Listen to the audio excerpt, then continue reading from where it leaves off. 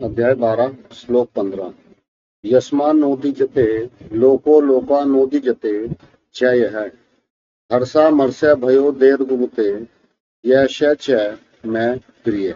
अर्थात जिससे कोई भी जीव उद्वेग को प्राप्त नहीं होता और जो स्वयं भी किसी जीव के उद्वेग को प्राप्त नहीं होता तथा जो हर्ष अमर्ष भय उद्वेग आदि से रहित है वह भक्त मुझको प्रिय है। प्रश्न, जिससे कोई भी जीव उद्वेग को प्राप्त नहीं होता इसका क्या अभिप्राय है? भक्त जानबूझकर किसी को उद्विग्न नहीं करता या उससे किसी को उद्वेग श्रोप होता ही नहीं। उत्तर, सर्वस्त्र भगवत बुद्धि के होने के कारण भक्त जानबूझकर तो किसी को दुख संताप भय और श्रोप पहुंचा ही नहीं सकता, बल्कि उसके द्वारा तो स्वाभाविक ही सबकी सेवा और परमहित ही होते हैं। अतएव उसकी ओर से किसी को कभी उद्वेग नहीं होना चाहिए। यदि भूल से किसी को उद्वेग होता है तो उसमें उसके अपने अज्ञान जनित राग देश और ईर्ष्यादि दोष ही प्रधान कारण है, भगवदत्त नहीं। क्योंकि जो दया और प्रेम की मूर्ति है वह दूसरों का हित करना ही जिसका स्वभाव है वह परम दयालु प्रेमी भगवत प्राप्त भक्त तो किसी के उद्वेग का कारण हो ही नहीं सकता। प्रश्न, भक्त को दूसरे किसी प्राणी से उद्वेग क्यों नहीं होता?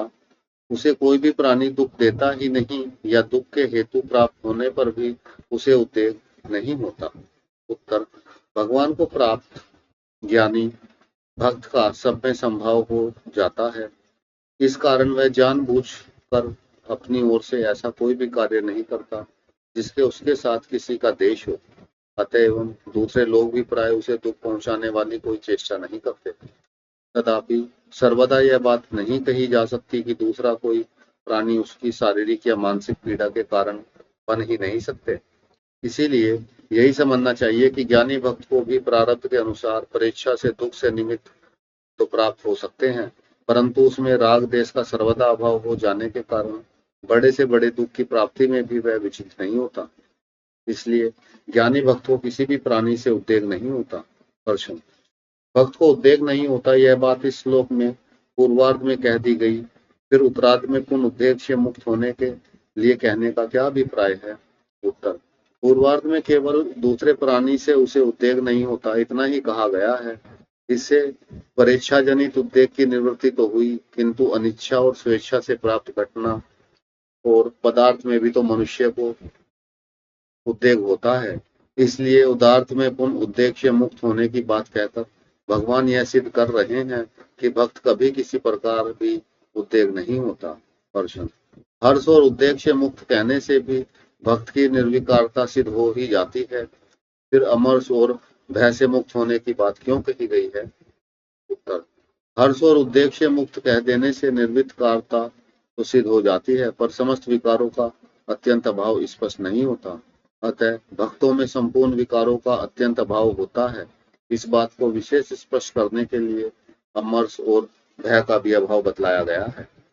अभिप्राय यह है कि वास्तव में मनुष्य को अपने अभिलषित मान बड़ाई और धन आदि वस्तुओं की प्राप्ति होने पर जिस तरह हर्ष होता है उसी तरह अपने ही समान या अपने से अधिक दूसरों को भी उन वस्तुओं की प्राप्ति होते देखकर प्रसन्नता होनी चाहिए, किंतु प्राय ऐसा न होकर अज्ञान के कारण लोगों को उल्टा अमर्ष होता है।